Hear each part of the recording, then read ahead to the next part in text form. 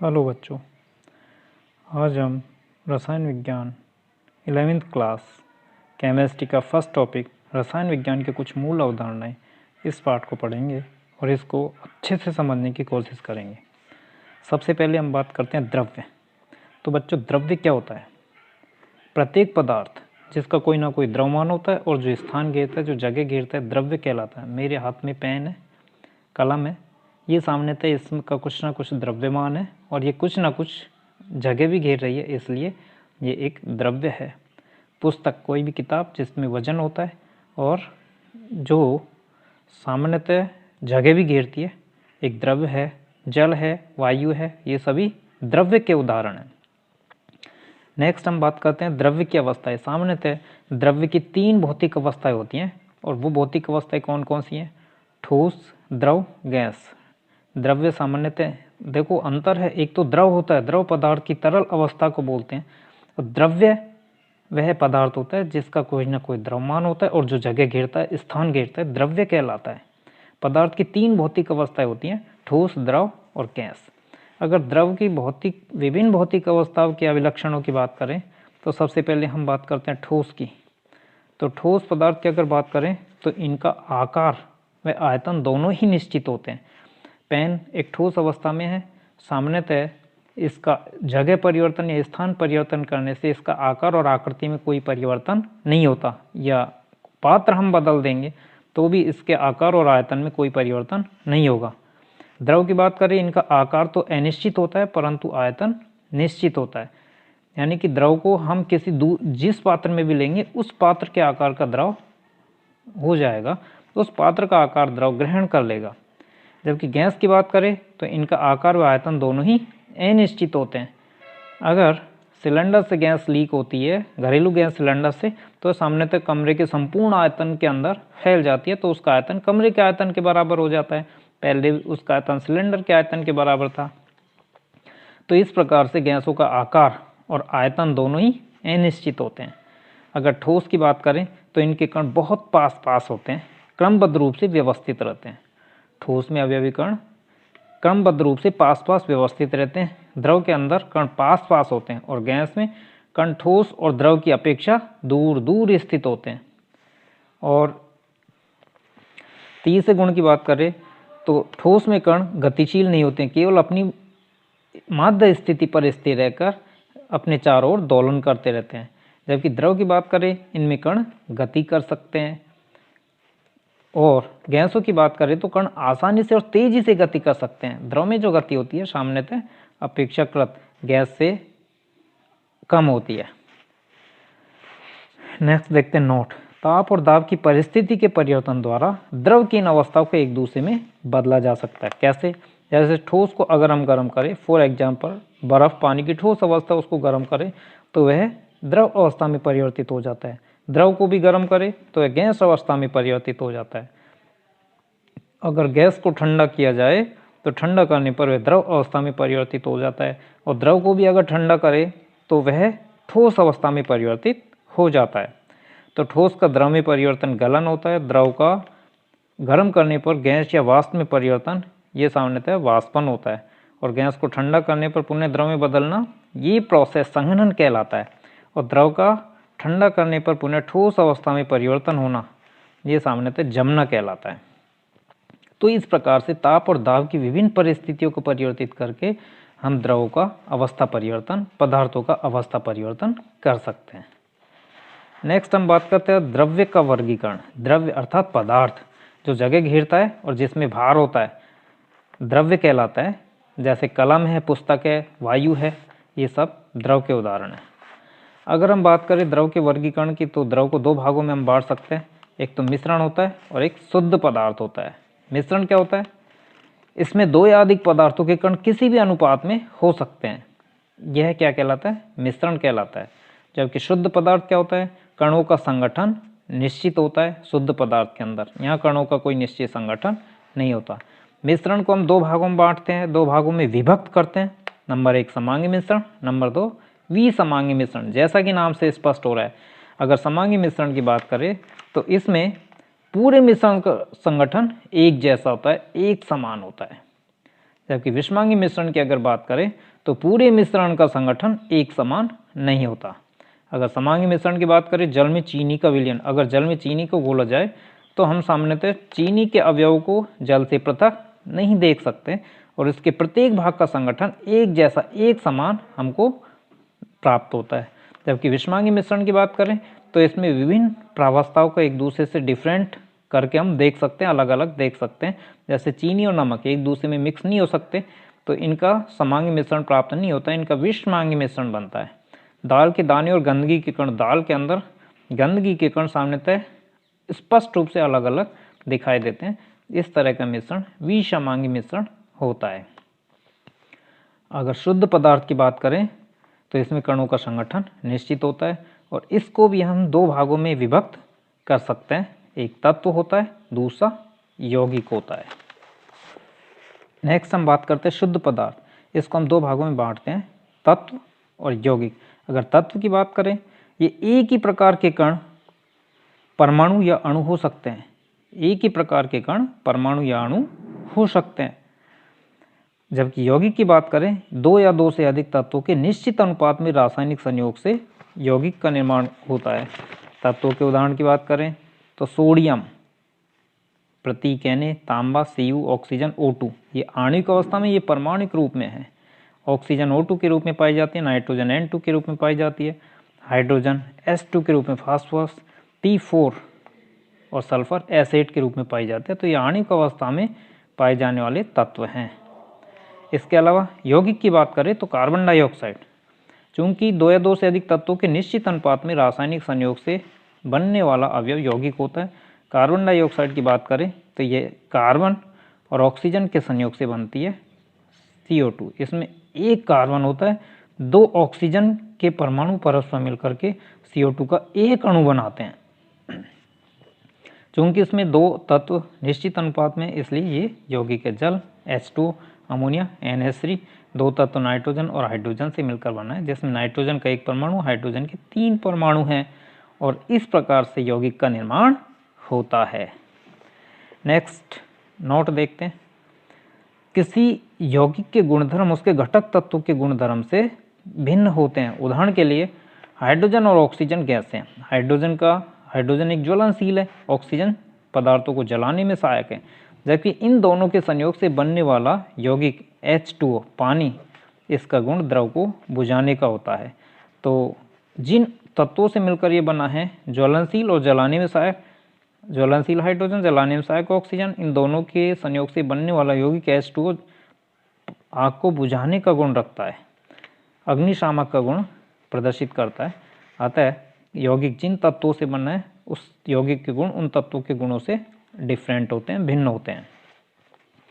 Next बात करते हैं भौतिक एवं रासायनिक गुण। अगर भौतिक गुणों की बात करें तो इन गुणों को पदार्थ की पहचान या संगठन को बदले बिना देखा या मापा जा सकता है। उदाहरण के लिए रंग है, किसी पदार्थ का रंग या उसका गंध है, या फिर गलनांक है। गलनांक वह नियत ताप होता है जिस पर कोई ठोस अपनी द्रव अवस्था में परिवर्तित होता है, गलनांक कहलाता है। पानी का जो गलनांक होता है 0 डिग्री सेल्सियस होता है, 0 डिग्री सेंटीग्रेड होता है। क्वथनांक, घनत्व, ये भौतिक गुण है। क्वथनांक किसी पदार्थ का वो ताप होता है, किसी द्रव का वो ताप जिस पर द्रव उबलता है और अपनी वाष्प या गैस अवस्था में परिवर्तित होता है, क्वथनांक कहलाता है। पानी का क्वथनांक 100 डिग्री सेल्सियस होता है। रासायनिक गुण की बात करें, इन्हें मापने या देखने के लिए रासायनिक परिवर्तन होना आवश्यक होता है। जैसे अम्लता है, पदार्थ का अम्लीय गुण है, या क्षारकता है, या दाहिता, उसके जलने का प्रवृत्ति है, ये इस पदार्थ के रासायनिक गुण होते हैं। अंतरराष्ट्रीय पद्धति, जिसे SI पद्धति भी कहते हैं, और SI पद्धति का पूरा नाम सिस्टम इंटरनेशनल डी यूनिट्स है। SI पद्धति को 1960 में भार और मापन के 11वें सर्व सम्मेलन CGPM में स्वीकृत किया गया था। SI पद्धति में 7 आधार मात्रक या आधार भौतिक राशियाँ या मूल भौतिक राशियाँ और इनके मात्रक आते हैं, जो निम्न प्रकार से। तो इसमें 7 मात्रक है, जिसमें सबसे पहले हम बात करते हैं लंबाई। लंबाई का प्रतीक L है और SI मात्रक इसका मीटर। लंबाई का मात्रक मीटर होता है और मीटर का SI प्रतीक M होता है, स्मॉल m होता है। द्रव्यमान की बात करें तो इसका प्रतीक स्मॉल m होता है और इसका मात्रक किलोग्राम होता है और मात्रक का प्रतीक kg होता है। समय की बात करें, टाइम समय, इसका प्रतीक t होता है और इसका SI मात्रक का नाम सेकंड और इसको मात्रक का प्रतीक s होता है। विद्युत धारा की बात करें तो इसका प्रतीक I होता है और इसका SI मात्रक का नाम एम्पियर होता है और इस मात्रक का प्रतीक A होता है। ऊष्मागतिक तापक्रम T इसका प्रतीक होता है और इसका मात्रक केल्विन होता है और SI मात्रक का प्रतीक K होता है। पदार्थ की मात्रा, इसका प्रतीक स्मॉल n और इसका मात्रक मोल। पदार्थ की मात्रा को मोल में मापते हैं और इसका SI मात्रक का प्रतीक मोल ही होता है। ज्योति तीव्रता, इसका प्रतीक IV होता है और इसका SI मात्रक का जो नाम होता है कैंडेला होता है और इसका SI मात्रक का प्रतीक CD होता है। नोट, अन्य भौतिक राशियां जैसे आयतन, घनत्व, इन्हीं राशियों से व्युत्पन्न की जा सकती है। अब आयतन क्या होता है? कोई भी पदार्थ जितना जगह घेरता है, जितना स्थान घेरता है, वो उसका आयतन होता है। और घनत्व किसी पदार्थ के एकांक आयतन का द्रव्यमान घनत्व कहलाता है। और सामान्यतः पदार्थ की अवस्थाओं में घनत्व की बात करें तो ठोस का घनत्व सर्वाधिक होता है, देन द्रव का होता है, सबसे कम गैस का होता है। नेक्स्ट बात करते हैं द्रव्यमान और भार। तो किसी पदार्थ का द्रव्यमान उसमें उपस्थित द्रव्य की मात्रा होती है, जबकि किसी वस्तु का भार उस पर लगने वाले गुरुत्व बल होता है। जैसे एक वस्तु का द्रव्यमान 10 किलोग्राम है, 10 kg है, तो इसका द्रव्यमान 10 है। और इसके भार की बात करें तो भार बराबर होता है mg, इस पर लगने वाला गुरुत्व बल, ये भार कहलाता है।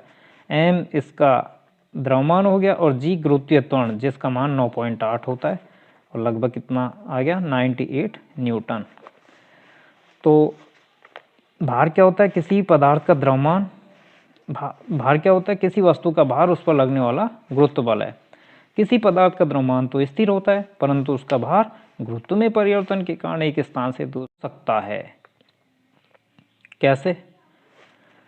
जैसे द्रव्यमान का SI मात्रक किलोग्राम है, परंतु भार का SI मात्रक न्यूटन है। अगर चूंकि पृथ्वी घूमती है, घूर्णन करती है, इस घूर्णन के कारण उसका द्रव्यमान तो स्थिर रहता है, पर उसका जो गुरुत्वीय त्वरण होता है उसका मान जगह और स्थान परिवर्तन करने से बदल जाता है। इस कारण से भार सामान्यतः जगह और स्थान परिवर्तन से परिवर्तित हो जाता है। द्रव्यमान का SI मात्रक किलोग्राम है, परंतु भार का SI मात्रक न्यूटन होता है। नेक्स्ट बात करते हैं आयतन।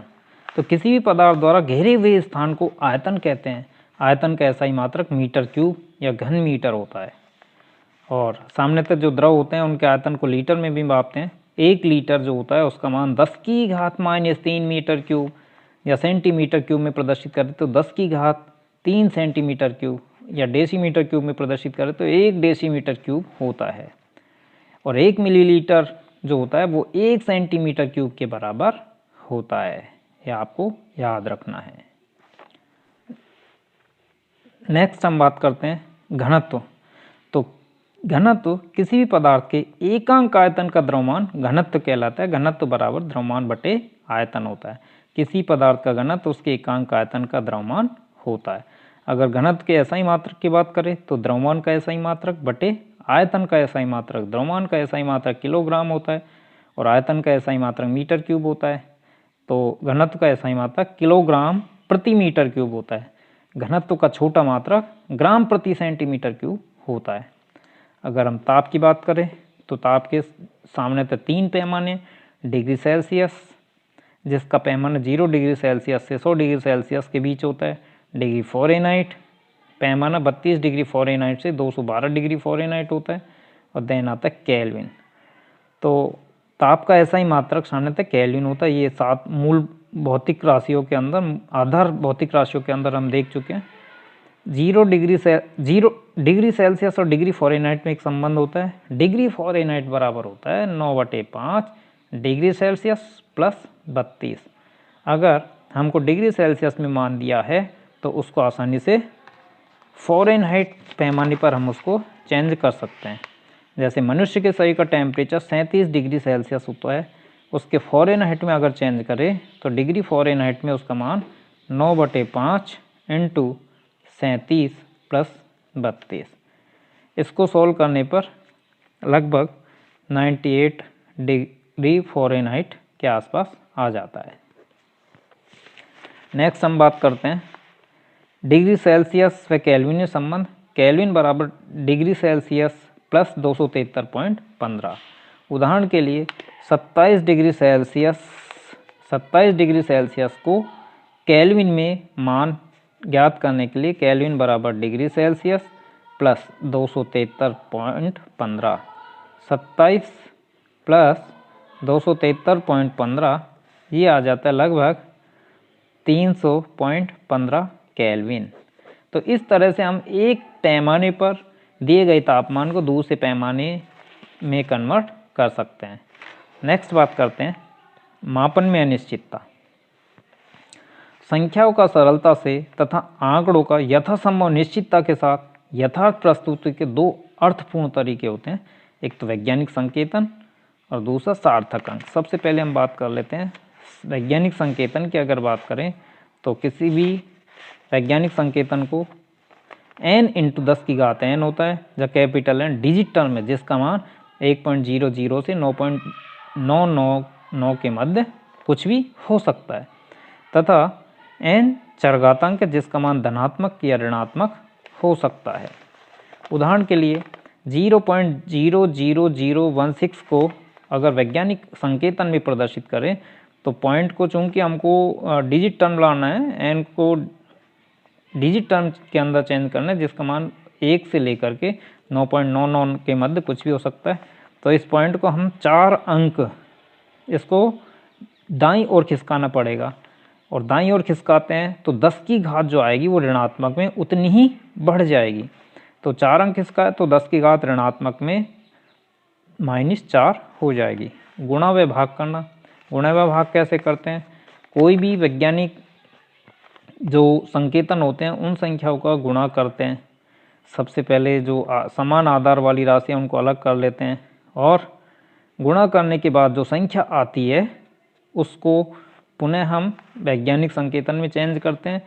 पॉइंट n का मान प्राप्त करने के लिए इसका मान 1.00 से 9.99 के मध्य प्राप्त करने के लिए पॉइंट को इधर उधर खिसकाते हैं, और उसके लिए इस संख्या में पॉइंट को सामान्यतः एक अंक हम बाईं ओर खिसकाते हैं, तो इसमें 10 की घात धनात्मक में 1 बढ़ जाएगी, और इसका वैज्ञानिक जो संकेतन का में मान आएगा 3.864 × 10 की घात 14 प्राप्त होगा। इसी तरह जोड़ और घटाव में क्या करना है? पहले संख्याओं के चरघातांक समान करते हैं और इसके बाद संख्या को जोड़ा या घटाया जा सकता है। उदाहरण के लिए 6.65 × 10 की घात 4 प्लस 8.95 × 10 की घात 3।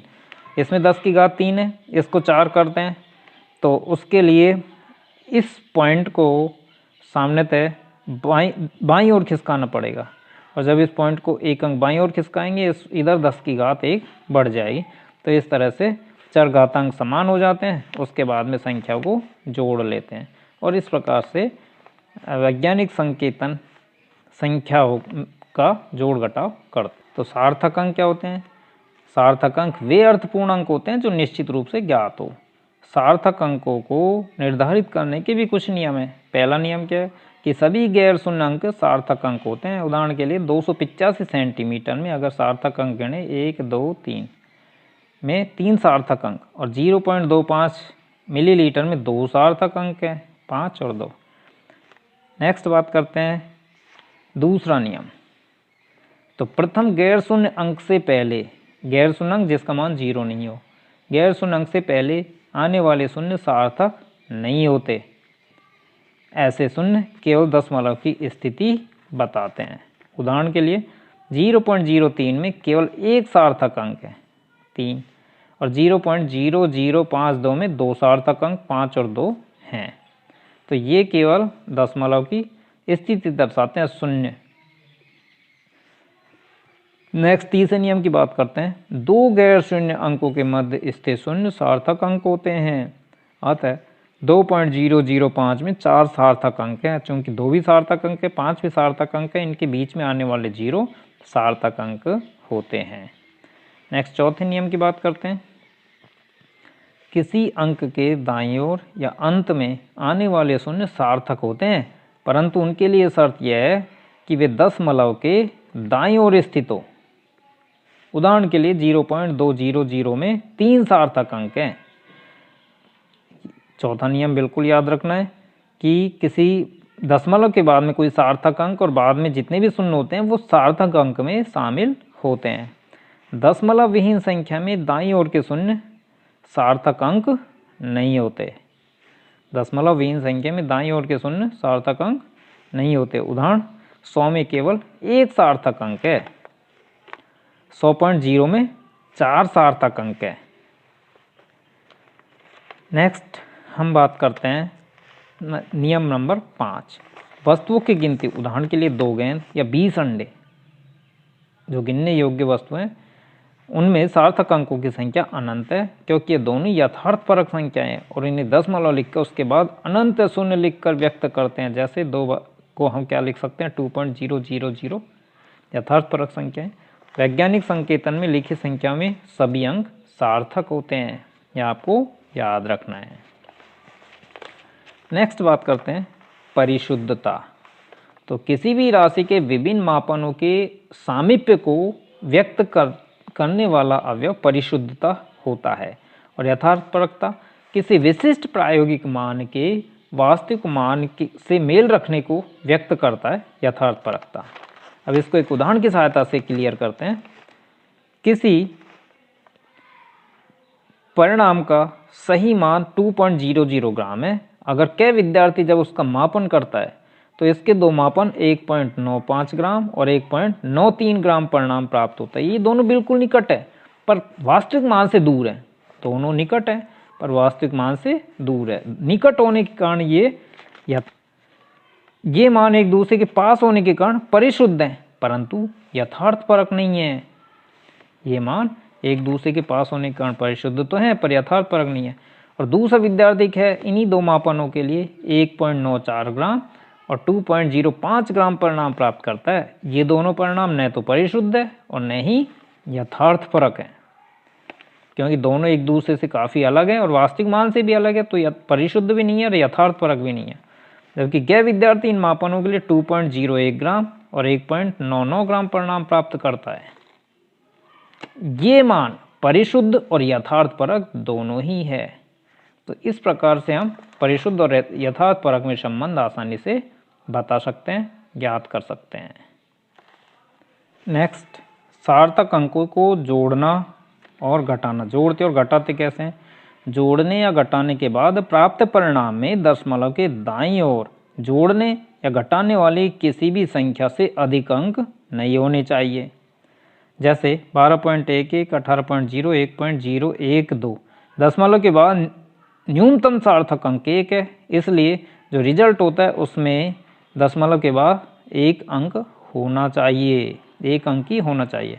इसका जो रिजल्ट आता है 31.122। इस उदाहरण में दशमलव के बाद केवल 1 अंक है, अतः परिणाम भी दशमलव के बाद 1 अंक 31.1 के रूप में व्यक्त होगा। शेष सार्थक अंकों को हम हटा देते हैं। सार्थक अंकों को गुणा या भाग करना कैसे करते हैं? गुणा या भाग के परिणाम में सार्थक अंकों की संख्या उतनी होनी चाहिए जितनी न्यूनतम सार्थक अंक वाली संख्या में है। जैसे 2.5 × 1.25, इसमें दशमलव के बाद में 2 सार्थक अंक है, इसमें दशमलव के बाद 1 सार्थक अंक है, इसलिए जो रिजल्ट आए उसमें भी दशमलव के बाद 1 ही सार्थक अंक होना चाहिए।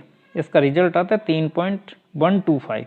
चूँकि 2.5 में केवल 2 ही सार्थक अंक हैं, अतः परिणाम में भी 2 सार्थक अंक 3.1 होने चाहिए। नेक्स्ट बात करते हैं विमीय विश्लेषण। विमीय विश्लेषण क्या होता है?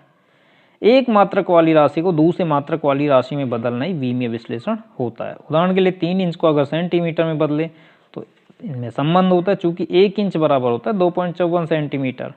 तो इसको कैसे चेंज करें? 1 इंच बटे 2.54 सेंटीमीटर 1 के बराबर होता है और 2.54 सेंटीमीटर बटे 1 इंच ये भी 1 के बराबर होता है। तो इसको सेंटीमीटर में बदलने के लिए ऊपर हमको सेंटीमीटर वाली राशि रखनी है, 3 इंच को चेंज करना है। और इसमें कौन सा ये वाला संबंध काम में लेना है, ये वाला संबंध, तो जिसमें चेंज करना है उसको वो ऊपर होना चाहिए, जिसको चेंज करना है वो नीचे करना है। 2.54 सेंटीमीटर जो है बटे 1 इंच 3 से गुना करेंगे तो ये आ जाता है 7.62 सेंटीमीटर।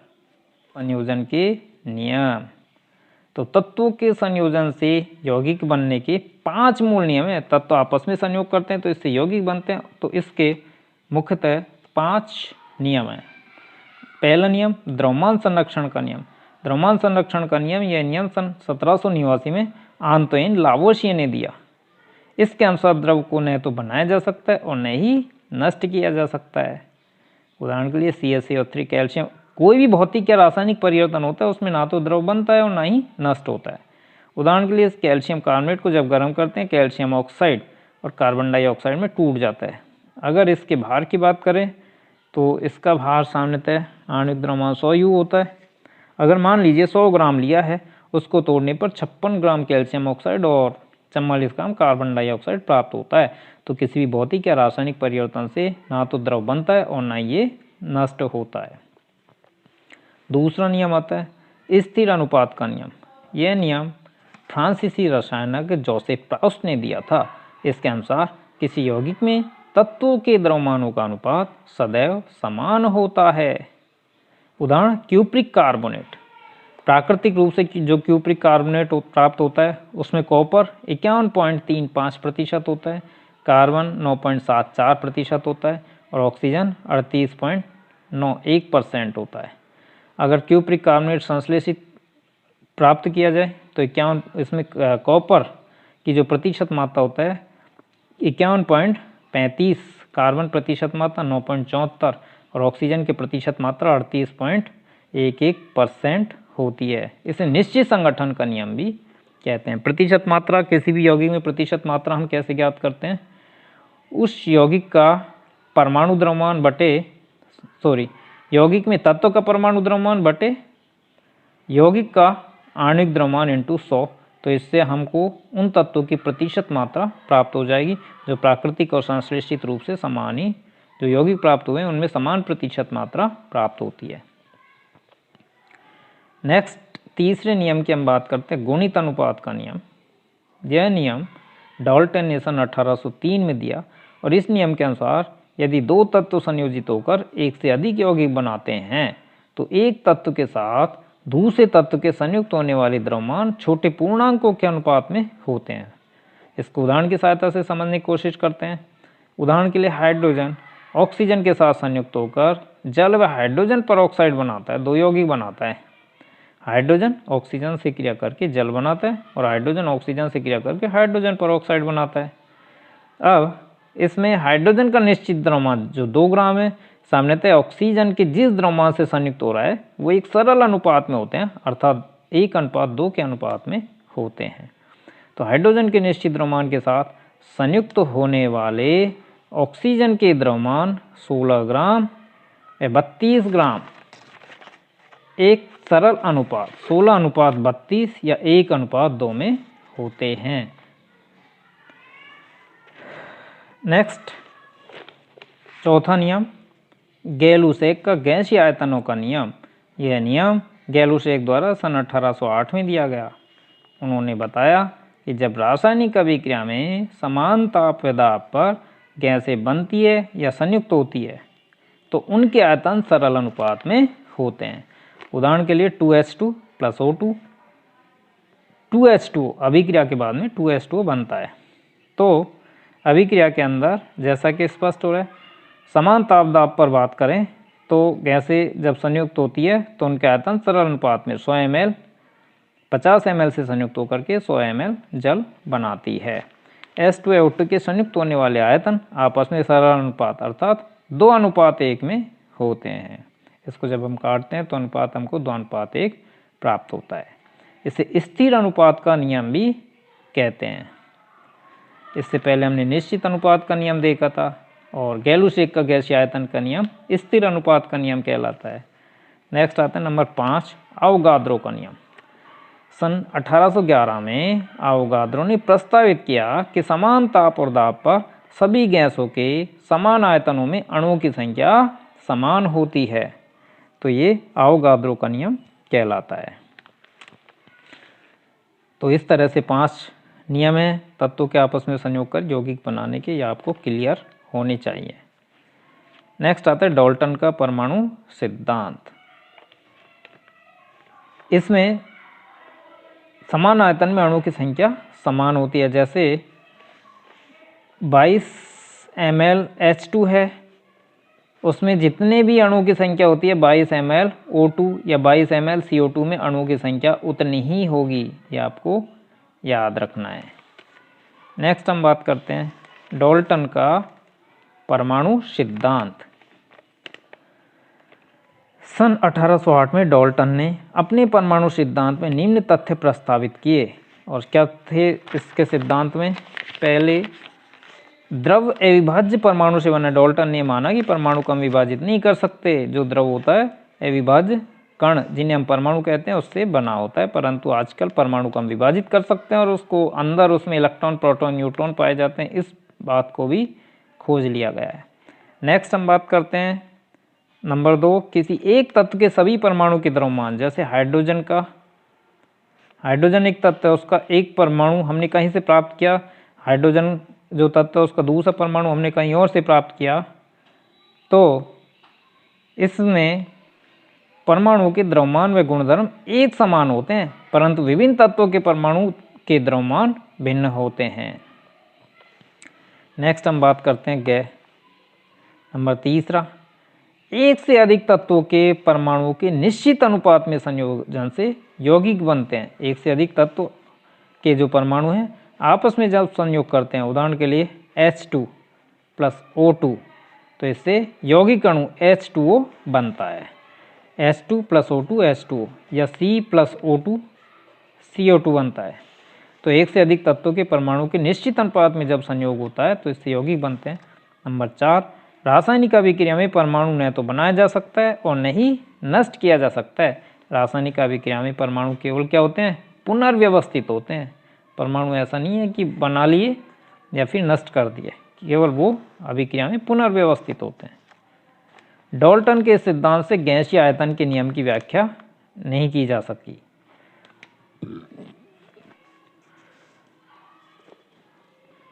परमाणु द्रव्यमान क्या होता है? किसी तत्व के परमाणु का परमाणु द्रव्यमान तत्व के एक परमाणु कार्बन 12 परमाणु के द्रव्यमान के 1/12वें भाग से जितना गुना भारी होता है उसका परमाणु द्रव्यमान कहलाता है। तो किसी भी तत्व का एक परमाणु, मान लीजिए हाइड्रोजन के एक परमाणु की बात करें तो ये कार्बन 12 समस्थानिक का जो 1/12 भाग होता है उससे 1.008 गुना भारी होता है। इसलिए हाइड्रोजन का जो परमाणु भार होता है या परमाणु द्रव्यमान होता है 1.008 U होता है। परमाणु द्रव्यमान की इकाई पहले AMU हुआ करती थी। AMU एटॉमिक मास यूनिट, परमाणु द्रव्यमान इकाई, परंतु आजकल हम AMU के स्थान पर U अर्थात यूनिफाइड मात्रक का प्रयोग करते हैं, एकीकृत द्रव्यमान का प्रयोग करते हैं। तो कार्बन 12 परमाणु का 1/12वां भाग 1 AMU परमाणु द्रव्यमान इकाई बराबर 1.660356 गुणा 10⁻⁻24 ग्राम होता है। हाइड्रोजन के एक परमाणु का द्रव्यमान 1.6736 गुणा 10⁻⁻24 ग्राम होता है। अतः AMU में हाइड्रोजन का परमाणु द्रव्यमान 1.6736 गुणा 10⁻⁻24 ग्राम बटे 1.66056 गुणा 10⁻⁻24 ग्राम बराबर 1.008 U होता है। आजकल AMU के स्थान पर U एकीकृत द्रव्यमान यूनिफाइड मास का प्रयोग करते हैं। नेक्स्ट हम बात करते हैं औसत परमाणु द्रव्यमान। जब औसत परमाणु द्रव्यमान क्या होता है? सामान्यतः जब कोई तत्व समस्थानिक के रूप में पाया जाता है तो उस स्थिति में हम उसके परमाणु द्रव्यमान के स्थान पर उन समस्थानिकों का औसत परमाणु द्रव्यमान लेते हैं। जब तत्व एक से अधिक समस्थानिकों के रूप में पाए जाते हैं तो उनकी उपस्थिति आपेक्षिक बहुलता को ध्यान में रखकर औसत परमाणु द्रव्यमान परिकलित किया जा सकता है। कैसे? उदाहरण, कार्बन के 3 समस्थानिक होते हैं, 6C12, 6C13, 6C14। इनकी आपेक्षिक बहुलता जो 6C12 है 98.892% प्रकृति के अंदर पाया जाता है, जिसका परमाणु द्रव्यमान 12U होता है। 6C13 जिसका समस्थानिक क्या होते हैं, ऐसे एक ही तत्व के अलग अलग परमाणु जिनके परमाणु क्रमांक तो समान होते हैं 6, 6, 6, पर द्रव्यमान संख्या अलग अलग होती है, समस्थानिक कहलाते हैं। तो 6C13 इसकी जो प्रकृति में बहुलता है 1.108% और इसका परमाणु द्रव्यमान 13.00335 और 6C14 इसकी अपेक्षिक बहुलता 2 × 10⁻10% है और इसका परमाणु द्रव्यमान 14.00317 है। तो अब कार्बन का औसत परमाणु द्रव्यमान अगर देखें तो इसकी प्रतिशत मात्रा इंटू उसका परमाणु द्रव्यमान करके इन सभी को जोड़ें तो ये प्राप्त होता है 12.011U, अर्थात कार्बन का जो परमाणु द्रव्यमान होता है इन समस्थानिकों के द्रव्यमानों का औसत होता है। नेक्स्ट आणविक द्रव्यमान की बात करते हैं। तो आणविक द्रव्यमान क्या होता है, किसी अणु का आणविक द्रव्यमान उसमें उपस्थित विभिन्न तत्वों के परमाणु द्रव्यमानों का योग होता है। उदाहरण के लिए मैथेन, इसमें एक कार्बन है 4 हाइड्रोजन है, तो कार्बन का परमाणु द्रव्यमान 12.011U आया, हाइड्रोजन का 1.008U आया। अगर 4 परमाणु है हाइड्रोजन के, इसलिए हम इसको 4 से मल्टीप्लाई करेंगे, 12.011U प्लस 4 × 1.008U। इसको जब गुणा करके टोटल योग कर। नेक्स्ट हम बात करते हैं किसी अणु का आणविक द्रव्यमान। तो किसी अणु का आणविक द्रव्यमान उसमें उपस्थित विभिन्न तत्वों के परमाणु द्रव्यमानों का योग होता है। उदाहरण के लिए मैथेन, सूत्र होता है CH4, कार्बन का होता है 12.011U, हाइड्रोजन का परमाणु द्रव्यमान होता है 1.008U। 4 हाइड्रोजन है इसलिए गुणा 4 से करेंगे, 12.011U प्लस 4 × 1.008U। इनको गुणा करके जोड़ेंगे तो यह आता है 16.043U। तो जल H2O का आणविक द्रव्यमान, इसी तरह इसका जो आणविक द्रव्यमान आता है 16.043U। नेक्स्ट जल H2O का आणविक द्रव्यमान ज्ञात करें तो यह 2 परमाणु से मिलकर के बना है हाइड्रोजन और ऑक्सीजन। हाइड्रोजन का होता है 1.008U, ऑक्सीजन का होता है 16U। तो इसको जब गुणा करते हैं, योग करते हैं तो इसका आता है 18.02U। इस प्रकार से जल का आणविक द्रव्यमान 18.02U होता है। U मतलब यूनिफाइड मात्रक, एकीकृत द्रव्यमान है। जो ठोस अवस्था आयनिक यौगिक में हम आणविक द्रव्यमान नहीं ज्ञात करके इसका सूत्र द्रव्यमान ज्ञात करते हैं, चूंकि आयनिक यौगिक के अंदर एक जो धनायन होता है वो कई ऋणायनों से घिरा होता है और एक जो ऋणायन होता है वो कई धनायनों से घिरा होता है। जैसे NaCl की बात करें तो एक सोडियम प्लस 6Cl- आयन से घिरा होता है और एक Cl- 6 सोडियम आयनों से घिरा होता है। तो इस स्थिति में हम अणु का सूत्र द्रव्यमान, जो आणविक द्रव्यमान होता है उसको सूत्र द्रव्यमान कहते हैं। जैसे NaCl की बात करें तो इसका सूत्र द्रव्यमान, सोडियम का परमाणु द्रव्यमान 23U होता है और क्लोरीन का परमाणु द्रव्यमान 35.5U होता है। इनका जब टोटल करते हैं तो यह आता है 58.5U। तो आयनिक यौगिक का हम आणविक द्रव्यमान ना बोल करके सूत्र द्रव्यमान बोलते हैं। नेक्स्ट बात करते हैं मोल संकल्पना। ये बहुत ही इम्पोर्टेंट है और आपके लिए बहुत ही अच्छी ट्रिक्स यहाँ पर उपस्थित है। ट्रिक्स लेकर मैं आया हूँ, बहुत ही अच्छी शानदार ट्रिक है। इसकी सहायता से आप मोल संकल्पना से संबंधित अधिकांश सवालों को बहुत ही आसानी से सॉल्व कर पाओगे। ये बहुत ही गजब की ट्रिक है, तो आपको अच्छे से ये देखनी है, इसको समझना है और याद करनी है। अगर हम बात करें परमाणु, अणु या आयनों की संख्या, अगर सवाल के अंदर परमाणु, अणु या आयनों की संख्या दे रखी है तो इसमें भाग देना है 6.022 × 10⁻23, जिसको हम अवोगाद्रो संख्या कहते हैं, उसका भाग देना है। इससे अणु, परमाणु, आयनों की संख्या को सहज ही हम मोल के अंदर कन्वर्ट कर पाएंगे। और मोल से हमको प्राप्त करना है परमाणु, अणु या आयनों की संख्या, तो इसको गुणा करना है 6.022 × 10⁻23 से। इसको एक उदाहरण की सहायता से देखते हैं। मान लेते हैं कि किसी सवाल के अंदर जल के अणु की संख्या दे रखी है 6.022 × 10⁻24।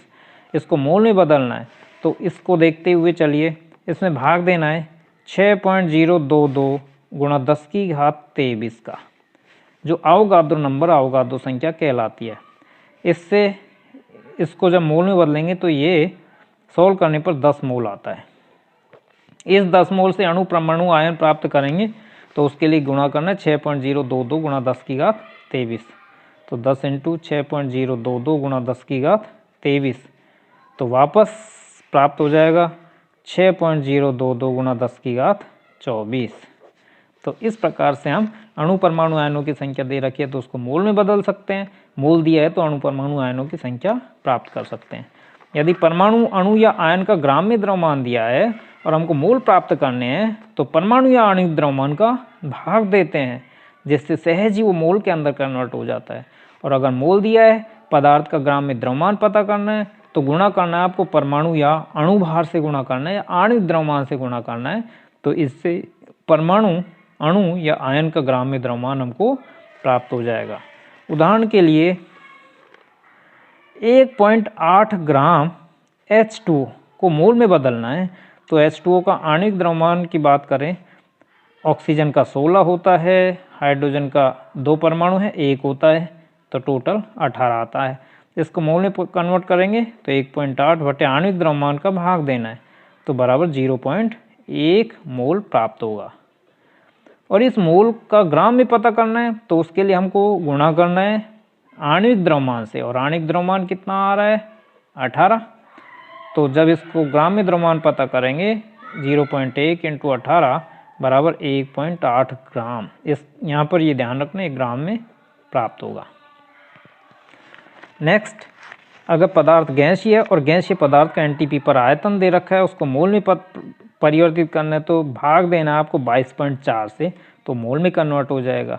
और इस मोल का हमको अगर आयतन पूछा गया है, गैसीय पदार्थ है तो 22.4 से गुणा करना है, जिससे गैसीय पदार्थ का एनटीपी पर आयतन प्राप्त हो जाएगा।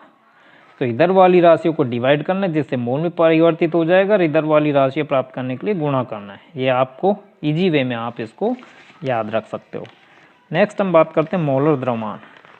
तो किसी भी पदार्थ के 1 मोल का द्रव्यमान उसका मोलर द्रव्यमान कहलाता है। उदाहरण के लिए जल का मोलर द्रव्यमान 18.02 ग्राम प्रति मोल होता है, अर्थात 1 मोल का द्रव्यमान 18.02 ग्राम होता है। नेक्स्ट बात करते हैं प्रतिशत संगठन। तो किसी यौगिक में उपस्थित तत्वों का द्रव्यमान प्रतिशत उसका प्रतिशत संगठन होता है। तो किसी भी यौगिक में तत्व का प्रतिशत संगठन अगर आपको पता करना है तो यौगिक में उस तत्व का द्रव्यमान बटे यौगिक का मोलर द्रव्यमान इनटू 100 करते हैं तो उस तत्व का यौगिक में प्रतिशत संगठन प्राप्त हो जाएगा। उदाहरण जल में जल का मोलर द्रव्यमान 18.02 ग्राम होता है प्रति मोल, और हाइड्रोजन का द्रव्यमान प्रतिशत प्राप्त करना है तो हाइड्रोजन यौगिक में तत्व का द्रव्यमान अर्थात हाइड्रोजन का द्रव्यमान ऊपर रखना है 2 इंटू 1.008 बटे यौगिक का मोलर द्रव्यमान नीचे रखना है 18.02 इंटू 100 करना है तो ये प्राप्त होता है 11.18%।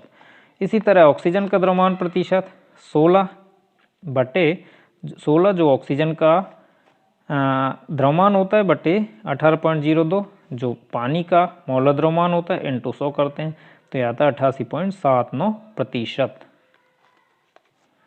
तो इस तरह से हम किसी भी यौगिक में तत्व का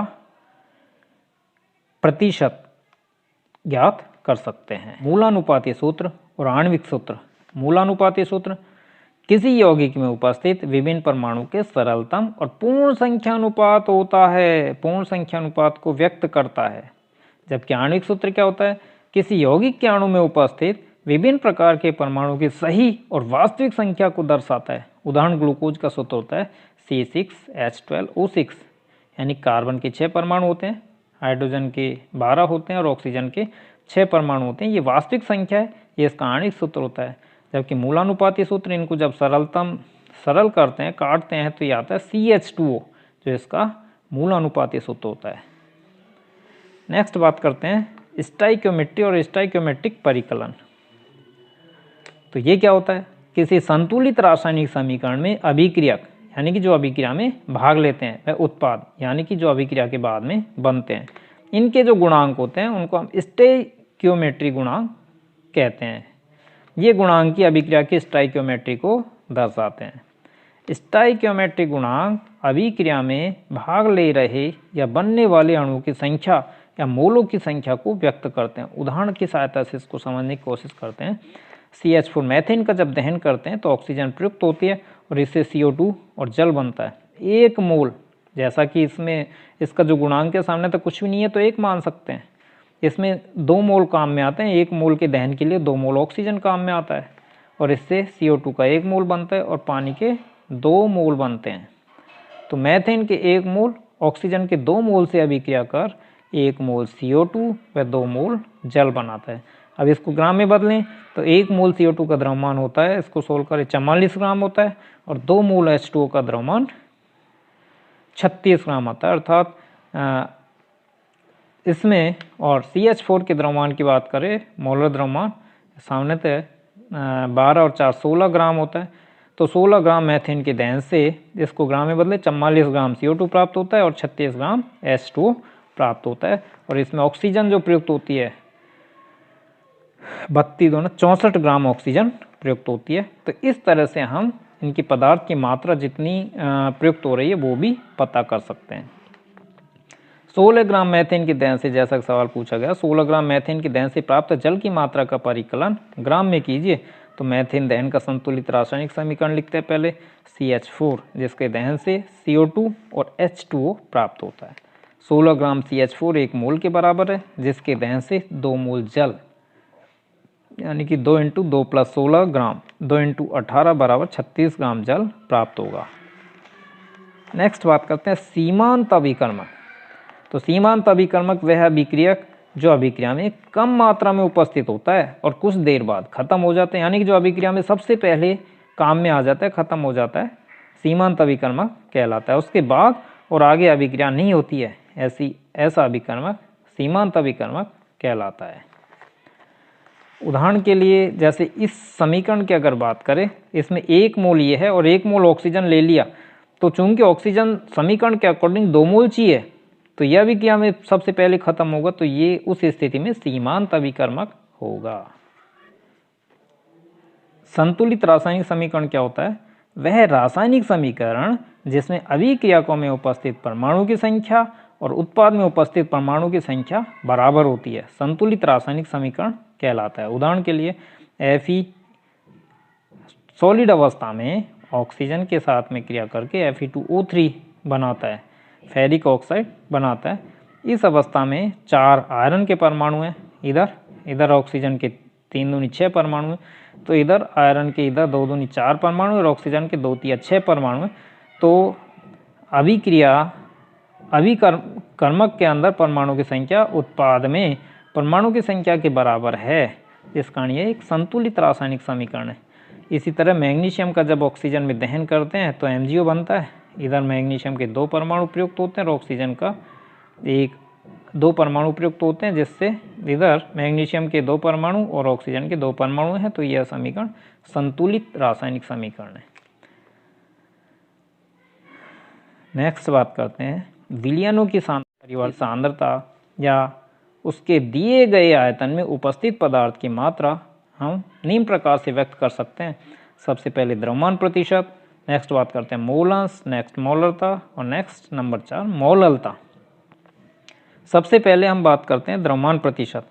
तो विलेय का द्रव्यमान बटे विलयन का द्रव्यमान × 100, ये कहलाता है द्रव्यमान प्रतिशत। अर्थात किसी विलयन के 100 ml 100 ग्राम में उपस्थित विलेय का ग्राम में मात्रा, ये उसका द्रव्यमान प्रतिशत कहलाती है।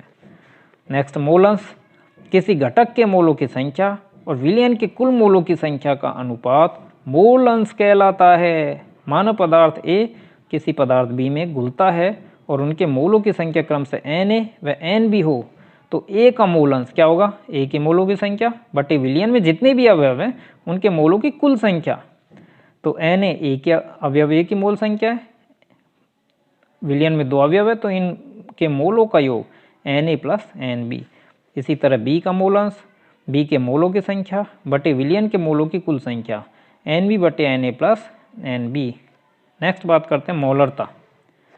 किसी विलेय की 1 लीटर विलयन में उपस्थित मोलों की संख्या मोलरता कहलाती है। मोलरता को हम कैपिटल M से दर्शाते हैं।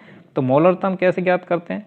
विलेय के मोलों की संख्या बटे विलयन का आयतन लीटर में, तो ये मोलरता होती है। इसको अभी हम एक उदाहरण की सहायता से देखेंगे। NaOH के 200 ml लेकर उसमें उतना जल मिलाया जाता है ताकि विलयन 1 लीटर के बराबर हो जाए।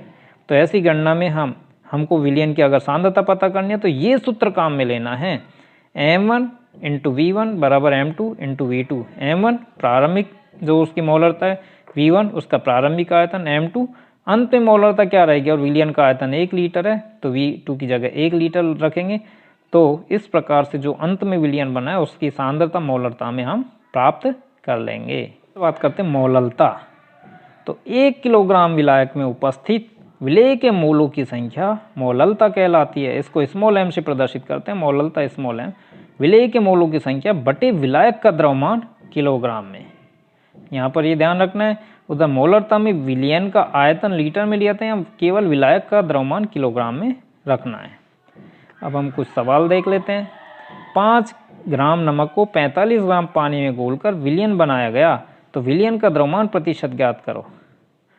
तो विलयन का द्रव्यमान विलेय का दे रखा है 5 ग्राम, विलयन का विलेय प्लस विलायक, विलायक यहाँ पानी है तो 5 + 45 50 हो जाएगा। तो विलयन का द्रव्यमान 50 आ गया और विलेय का द्रव्यमान 5/50 × 100। अगर सॉल्व करेंगे तो 10% द्रव्यमान प्रतिशत प्राप्त होगा। नेक्स्ट हम बात करते हैं 23 ग्राम एथेनॉल C2H5OH व 36 ग्राम पानी अर्थात H2O को मिलाकर विलयन बनाया गया, तो विलयन में प्रत्येक अवयव का मूलांश ज्ञात करो। तो मूलांश कैसे ज्ञात करते हैं? C2H5OH का आणविक द्रव्यमान सबसे पहले जब हम ज्ञात करें तो इसका आता है 46 U, 12 दूनी 24 और 36 और 16 46। C2H5OH का द्रव्यमान कितना है सवाल में जो दिया 23 ग्राम। तो अतः C2H5OH के मोल कितने हो गए? C2H5OH का द्रव्यमान बटे C2H5OH का आणविक द्रव्यमान 23/46 बराबर आता है 0.5 मोल। इसी तरह H2O के मोल 36 जो सवाल में दिया 36 ग्राम बटे इसका आणविक द्रव्यमान पानी का कितना होता है 18, तो इससे आता है 2 मोल, चूँकि H2O का आणविक द्रव्यमान 18 U। C2H5OH के मूलांश बराबर C2H5OH के मोल बटे सभी अवयवों के कुल मोल, तो 0.5 मोल C2H5OH के मोल है बटे कुल मोल 2.5 है बराबर 0.2। इसी तरह H2O के मूलांश, H2O के मोल कितने हैं 2 बटे कुल मोल कितने विलयन में जो सभी अवयव हैं एथेनॉल और जल 2.5 है। इसको जब सोल्व करते हैं 0.8। ये भी याद रखना है आपको, विलयन में सभी अवयव के मूल अंशों का योग सदैव 1 होता है, 1 से ज़्यादा नहीं होगा ना 1 से कम। नंबर 3 सवाल, 4.6 ग्राम C2H5OH को पानी में घोलकर 500 ml विलयन बनाया गया, तो विलयन की मोलरता कैपिटल M ज्ञात करो। C2H5OH के मोल बराबर C2H5OH की ग्राम में मात्रा बटे C2H5OH का आणविक द्रव्यमान। ग्राम में मात्रा जैसा कि सवाल में दी गई है 4.6 बटे आणविक द्रव्यमान 46 बराबर मोल आते हैं 0.1 मोल। इसी तरह मोलरता क्या हो जाएगी? विलेय के मोल बटे विलयन का आयतन लीटर में, तो विलेय के मोल 0.1, विलयन का आयतन 500 ml और इसको लीटर में बदलने के लिए 1000 का भाग देंगे जो ऊपर आ जाता है, और इसको जब सोल्व करते हैं तो सोल्व करने के पश्चात आता है 0.2 m। तो इस प्रकार से विलयन की जो मोलरता है कितनी प्राप्त होगी 0.2 m। नेक्स्ट चौथा और लास्ट सवाल, 3 मोलरता NaCl विलयन का घनत्व 1.25 ग्राम प्रति ml है। इस विलयन की मोललता का परिकलन कीजिए। m बराबर 3 मोल प्रति लीटर है। इसका मतलब हुआ कि 1 लीटर विलयन में 3 मोल NaCl घुला है, तो NaCl का द्रव्यमान आसानी से ज्ञात कर लेंगे इसमें। तो 1 लीटर NaCl, 1 लीटर विलयन में NaCl का द्रव्यमान क्या हो जाएगा? 3 मोल घुला हुआ है तो 58.5 जो इसका आणविक द्रव्यमान है उससे जब गुणा करेंगे 175.5 ग्राम, जो अभी हमने मोल कॉन्सेप्ट पढ़ा था उसको दोबारा से देखना। इसको जब मोल संख्या से हम गुणा करते हैं किसको? आणिक द्रव्यमान को सकता। तो द्रव्यमान 3 × 58.5 बराबर 175.5 ग्राम। 1 लीटर विलयन का द्रव्यमान बराबर 1000 ml उसका आयतन हो गया और 1.25 उसका घनत्व हो गया। द्रव्यमान बराबर होता है आयतन इंटू घनत्व बराबर 1250 ग्राम। अब विलयन में जल का द्रव्यमान, विलयन का द्रव्यमान माइनस विलेय का द्रव्यमान, इससे प्राप्त होगा विलायक का द्रव्यमान इन ग्राम 1074.5 ग्राम। अतः मौललता विलेय के मोलों की संख्या बटे किलोग्राम में विलायक का द्रव्यमान। जब 1000 का भाग देंगे किलोग्राम में परिवर्तित हो जाएगा 1.0745। 3 मोल बटे 1.0745 किलोग्राम बराबर 2.79 मौललता। नोट ये भी याद रखना है, विलयन